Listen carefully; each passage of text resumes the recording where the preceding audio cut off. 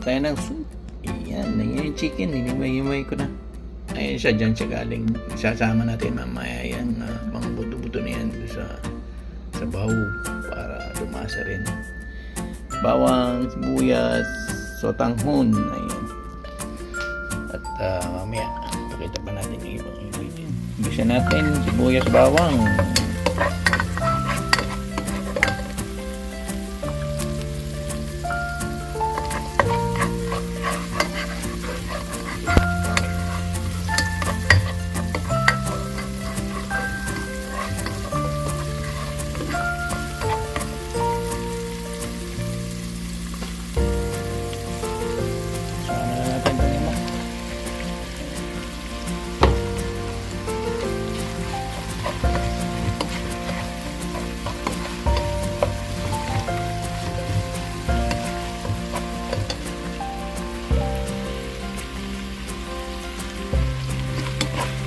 Natin yan, tapos lumia natin ng tubig. Medyo okay na yung manok. Sama na natin itong carrot. Ayan. Bago natin lagyan ng tubig.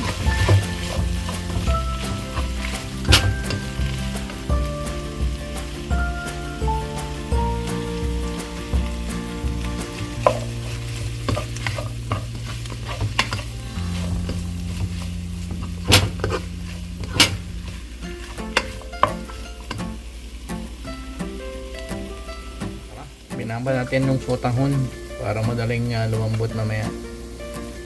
Tsaka baka hiwa-hiwain ko masyadong mahaba yan. Ating repolyo, ayan. Mamaya na po yan. Okay na po, lagyan na natin ng tubig.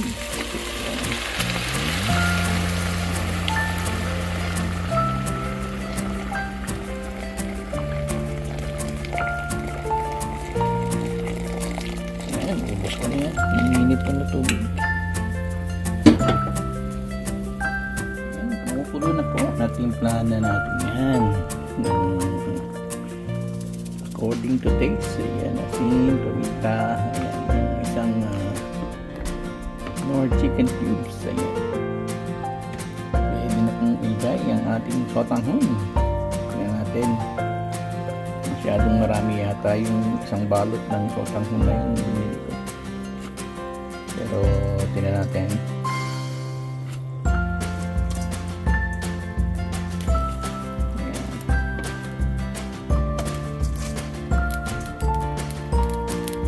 Ayan, okay na po siya. Oh. Ayos na ating sotanghon.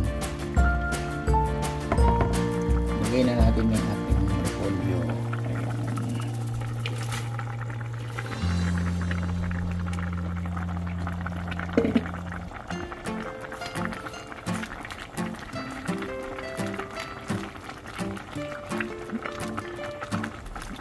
Lutuin lang natin yan ang ating repolyo at ready na ang ating soup. Tingnan natin kung luto na. Ayan po, luto na ang ating chicken sotanghon soup. Thank you for watching. Till my next vlog. Maraming salamat po sa panood. Bye bye. Patay na natin. Ayan. Ayan. Thank you. Till my next vlog. Bye bye. Ayan. Kakain na. Oh, tokwat baboy. Ayan. Ito pa yung chukawali. Rice. Na yung sotanghon. Oh, ayan. Ayan. Thank you for watching. Kainan na.